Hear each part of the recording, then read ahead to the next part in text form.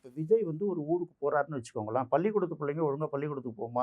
கல்லூரி படிக்கிறவங்க கல்லூரிக்கு போவாங்களா? விஜய் வராருன்னு தெரிஞ்சிட்டாலே, எங்கேருந்து அந்த ரோடு முழுக்க கூட்டம் நிக்குமா? நிக்காதா? அரசியல வந்து பார்ட் டைமா வச்சுக்கிறது தான் நல்லது. என்ன கேட்டா நான் அப்படி தான் சொல்லுவேன். நீங்க கலாய்க்கிறீங்களா? இல்ல உண்மைய தான் சொல்றேன். 2 மாநாட்டிலயுமே முக்கியமா பார்த்தீங்கன்னா, அவரு சில விஷயங்கள ஓப்பன் பண்ணி விட்டுட்டு போயிடுவாரு. அதுக்கப்புறம் இது பத்திக்கிட்டே எரியுதுங்க. அதுக்கப்புறம் பத்திக்கிட்டு எல்லாரும் பேசுவாங்க. நல்லகண்ணு ஐயான்னு ஒரு அற்புதமான தலைவர். இதுவரைக்கும் அவரால ஒரு தடவ ஜெயிக்க வச்சிருக்கீங்களா? அவர தோற்கடிச்சது சினிமாக்காரர்கள் இல்லையா? அரசியல்வாதிகள் தானே. திமுக வீழ்த்தக்கூடிய வலிமை எந்த இயக்கத்துக்கும் இல்லாம இருக்கா? விஜய் வந்து திமுகவுக்கு பேதி மருந்து குடுத்துட்டு இருக்காரு. இதுதான். உங்களுக்கு விஜய் கண்டா பயம் அதிகமாயிடுச்சு.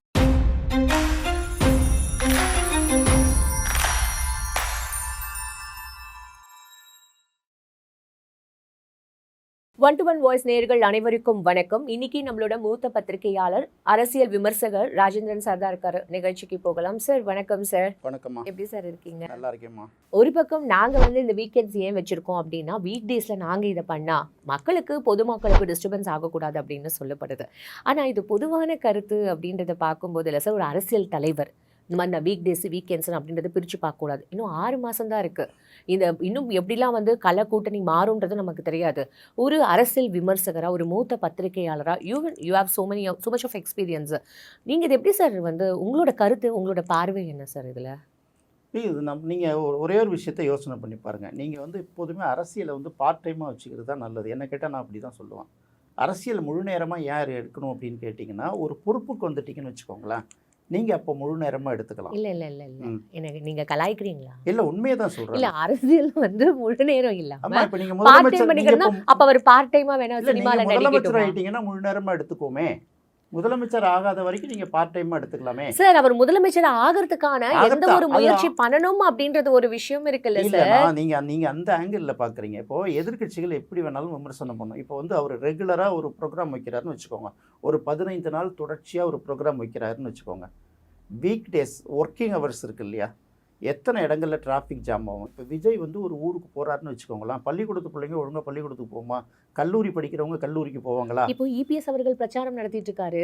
மற்ற அமைச்சர்கள் எல்லாருமே வந்து களப்பணியில வந்து இறங்கும் போது ஒவ்வொரு வாட்டியும் மக்களை போய் சந்திக்கிறாங்க, பிரச்சாரம் நடத்துறாங்க. இப்போ இவர் வந்து இதெல்லாம் பார்த்துக்கிட்டு இருந்தாருன்னா அப்புறம் என்ன, இவர் வந்து பனையூர்லயே தான் இருப்பாரா அப்படின்ற ஒரு கேள்வி விமர்சனம் இல்லை. அவங்களுக்கும் இவருக்கும் நிறைய வித்தியாசம் இருக்கு.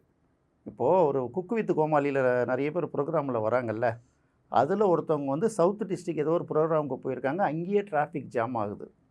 நல்லா யோசனை பண்ணி பார்க்கணும். இங்கேருந்து நட்சத்திரம், ஒரு திரை நட்சத்திரம், அதை முதல்ல ஞாபகம் வச்சுக்கோங்க.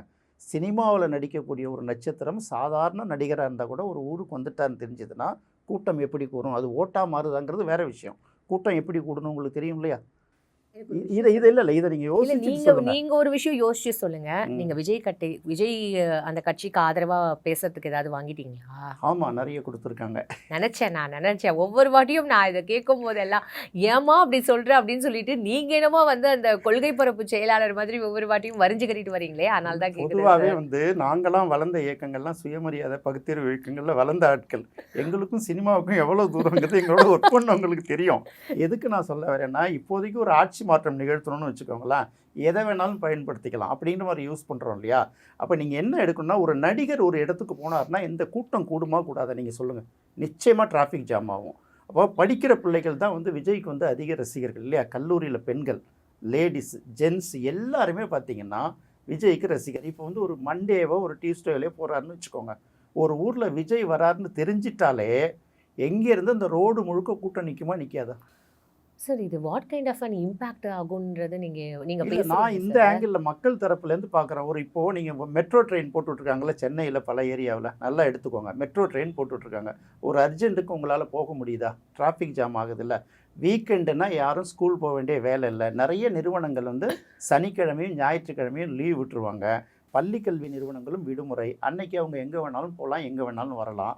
ரோடு கிளியராக இருக்கும். ரெண்டாவது வந்து கூட்டமும் நிறைய கூட்ட முடியும். 2 வாங்க அடிக்கணும். அதில் ஒரு பக்கம் வந்து 5 நாள் போக 2 நாள் ஒர்க் பண்ணுற மாதிரி ஆகிப்போச்சா. இன்னொரு பக்கம் பார்த்தீங்கன்னா பசங்க ஸ்கூலுக்கு போகாமல் வராது இல்லையா? இப்போ முக்கியமான எக்ஸாம் நடந்ததுன்னா வராது இல்லையா? நிச்சயமாக சாட்டர்டே சண்டே எக்ஸாம் தான் இருக்கும், இருக்காது இல்லையா? அப்போ கண்டிப்பாக எல்லாருமே வருவாங்க இல்லையா? நீங்கள் உங்களுக்கு விஜய் கண்டா பயம் அதிகமாகிடுச்சு. யார் எப்போது விஜய் ஒரு விஷயத்த பேசிட்டு போனார். முதல் மாநாட்டில் கூட்டணி கட்சிகளுக்கு ஆட்சியில் பங்குன்னாரு. அப்பப்போ லேசாக ஒரு விரிசல் விழுந்துச்சு. அதுக்கப்புறம் இப்போ என்ன பண்ணிவிட்டாரு, திமுகவை கடுமையாக விமர்சனம் பண்ணிட்டு போயிட்டாரு. விமர்சனம் மட்டும்தான் பண்ணியிருக்காரு. ஆனா எல்லாரும் என்ன கேட்குறாங்க அப்படின்னா, ஒரு மாநாடுன்னா என்ன தெரியுமா? மாநாடுல தீர்மானம் நிறைவேற்றியிருக்கோம் இந்த மாநாடுல அப்படின்னு சொல்றதெல்லாம் உங்களுக்கு என்னன்னு தெரியுமா? இது வந்து விமர்சிச்சுட்டு போறது. பொதுக்குழு மாதிரி இது பண்ணிட்டு போயிருக்காரே தவிர, இது மாநாடு கிடையாது அப்படின்னு சொல்லிட்டு நிறைய எக்ஸ்பர்டீஸ் வந்து இன்னுமே வந்து சமூக வலைதளத்துல பேசிட்டு தானே இருக்காங்க. அல்ல, இப்போ இப்போதைக்கு பேச்சு போட்டி வச்சா தமிழ்நாட்டில் உள்ள அரசியல் தலைவர் யார் ஜெயிப்பாங்கன்னு சொல்லுங்கள். இது வந்து மக்களோட ஓட்டு வாங்குற ஒரு விஷயம், பேச்சு போட்டி இல்லது. இப்படி பார்த்தீங்கன்னா இப்போதைக்கு எனக்கு தெரிஞ்சிருக்கிற அரசியல் தலைவரில் சீமான் தான் அழகாக பேசுகிறார், மக்களை உணர்ச்சி வசப்பட்டு பேசுகிறாரு. அவருக்கு தானே மக்கள் அதிகமாக ஓட்டு போடணும். அதாவது நான் என்னோட வெறுப்பை வந்து எப்படி காட்டுறதுன்னு தெரியல, நான் அப்படி தான் காமிக்கிறேன். அதாவது இப்போதைக்கு நம்ம தமிழ் தேசியங்கிற ஒரு விஷயத்தை எடுத்திங்கன்னா, இந்த தமிழ் தேசியம்ங்கிறது வந்து ரொம்ப நாளாக இருந்துகிட்டு இருந்தால் கூட தமிழ் தேசிய கட்சின்னு ஒன்று இருந்திருக்கு. ஈவிகே சம்பத்தும் கண்ணதாசனும் சேர்ந்து 1962 ஸ்டார்ட் பண்ண கட்சி. அப்போல்லாம் எடுக்காத விஷயம் வந்து தமிழ் தேசியம்ங்கிறது இன்றைக்கி தமிழில் கிராமப்புறங்கள் வரைக்கும் நல்லா வேரூன்றி இருக்கு இல்லையா. இதில் வந்து சீமானோட பங்களிப்பு ஒரு முக்கியமான பங்களிப்பு, அதை நம்ம மறுக்கவே முடியாதுல்ல. அழகாக பேசுகிறாரு, கொள்கைகளை விளக்குறாரு, வரலாறுலாம் சொல்கிறாரு, கரெக்டு தான். ஆனால் ஓட்டு போடுற மக்கள் அதெல்லாம் தேவையில்லைன்னு நினைக்கிறாங்களே. அதை நீங்கள் யோசிச்சிங்களா? நல்லகண்ணையான ஒரு அற்புதமான தலைவர், இது வரைக்கும் அவரால் ஒரு தடவை ஜெயிக்க வச்சுருக்கீங்களா? ஏன் ஜெயிக்க வைக்கல? அவரை யார் தோக்கடிச்சதாக தான் கேட்குறாருல. அவரை தோக்கடிச்சது சினிமாக்காரர்கள் இல்லையா, அரசியல்வாதிகள் தானே கேட்குறாரு இல்லையா.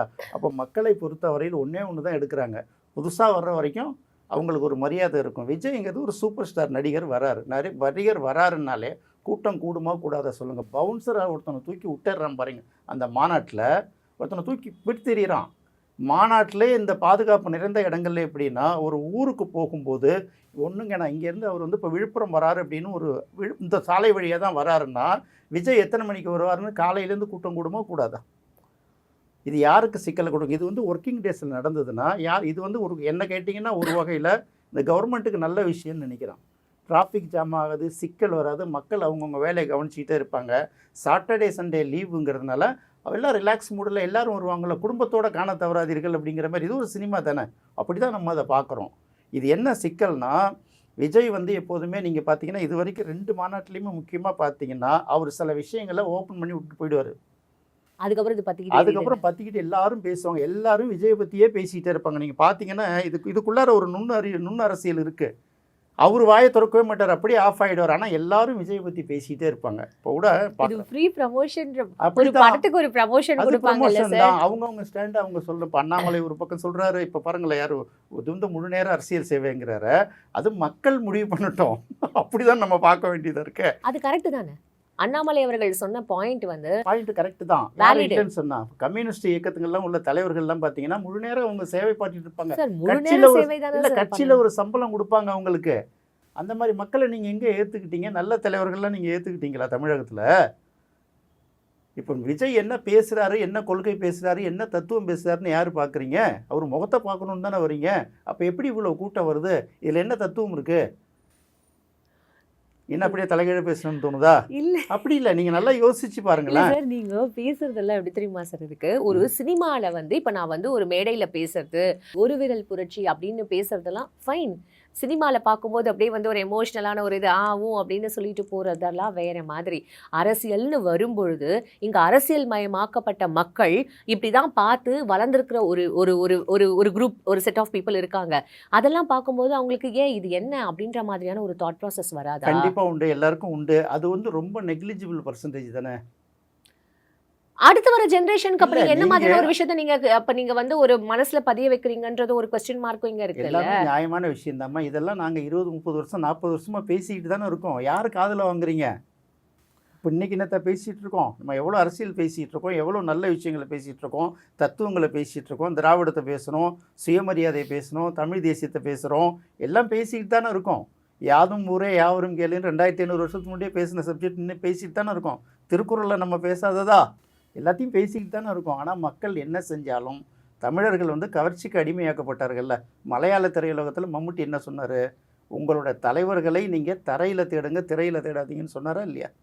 இது எந்த அளவுக்கு போய் ரீச் ஆகிருக்கு நமக்கே தெரியுது. இப்போ சீமான் வந்து நல்லா பேசுகிறாருங்க. இப்போ விஜய் அதிகமாக விமர்சிக்கிறது யாருன்னு பார்த்தீங்கன்னா சீமான் தானே விமர்சிச்சுட்டு இருக்காரு.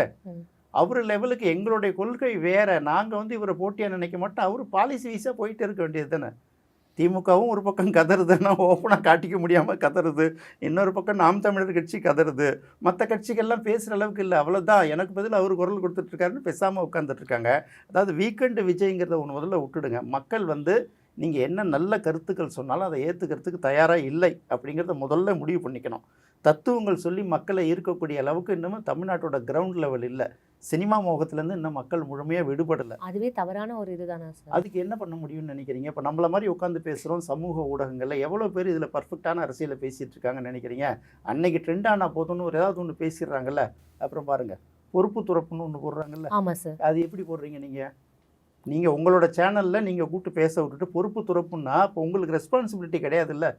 அதாவது என்னை பொறுத்த வரைக்கும் அவங்க சொல்கிறத நான் காதில் வாங்கி கொடுத்துருவோம், எனக்கு ரெஸ்பான்சிபிலிட்டி கிடையாதுன்னா அப்போ அடுத்த ஒருத்தவங்களும் அவங்கவுங்க பொறுப்பை அடுத்தவங்க மேலே போய் தூக்கி போடுறது, இல்லைன்னா அதுலேருந்து ஸ்லிப் ஆகி போகிறதுன்னா இப்போ விஜய்க்கு மட்டும் இன்னும் உங்களுக்கு கெட்டு போச்சு. அதாவது மக்கள் வந்து இன்னும் கெட்டு போகிறோம், என்ன பந்தயம் கட்டுறேன்னு நம்மளை கேட்குறாங்க. ஓகே, ரொம்ப சந்தோஷம். எதிர்த்து பேசணுன்னா நம்மளை வில்லன் பட்டியலில் வைப்பாங்க இல்லையா? அந்த வெறுப்பை தான் நம்ம வேறு வழி இல்லாமல் இப்படி காமிக்கிறோம், வேறு ஒன்றும் இல்லைம்மா. அதுதான் ஒரு சில விஷயங்கள்லாம் வந்து ரொம்ப நியாயமாக படுது சார். ஆமாம் சார், கரெக்டு தான் அப்படின்னு நான் ஆமோதிக்கிற மாதிரி தான் சார் ஒவ்வொரு விஷயமும் இருக்குது. உண்மையாகவே இதுக்கு வந்து வேறு மாதிரி நீங்கள் வந்து வேறு ஒரு பெர்ஸ்பெக்டிவ்ல இதை திங்க் பண்ணி பாருங்க அப்படின்னு சொல்கிற மாதிரி தான் சார் இதை நான் பார்க்குறேன். கண்டிப்பாக. ஏன்னா நீங்கள் ஒரு விஷயம் சொன்னீங்க, கரெக்டுமா, தமிழ் தேசம் இத்தனை வருஷம் பேசினோம், யார் பார்த்தீங்க, இப்போ அவர் இதை பேசலன்னு வந்து ஏன் கேட்குறீங்கன்ற ஒரு கேள்வி வரும் பொழுது ஓகே சார் கரெக்டு அப்படின்ற மாதிரி இது மாதிரி ஆமோதிக்கிற மாதிரி தான் சார் இருக்குது. ரொம்ப அழகாக ஒரு உதாரணம் மட்டும் உங்களுக்கு நான் சொல்கிறேன்னு கேட்குறேம்மா. இது வந்து வரலாற்றில் வந்து பேராசிரியர் ஜெயராமன் சார் இருக்கார்ல, எல்லாருக்கும் தெரியும் இல்லையா? நான் அவருடைய ஸ்டூடெண்ட்டுங்கிறதுலாம் நிறைய பேருக்கு தெரியாது. நான் அவர்கிட்ட தான் பொலிட்டிக்கல் சயின்ஸ் படித்தேன். அவர் வந்து கிளாஸ் நடத்தும்போது நிறைய இன்சிடென்ட் சொல்லுவார். அதில் ஒரு இன்சிடென்ட் சொன்னார். ரஷ்யாவில் வந்து பார்த்திங்கன்னா ஸ்டாலின் மறைவுக்கு பிறகு குருஷேவ் வரார் இல்லையா?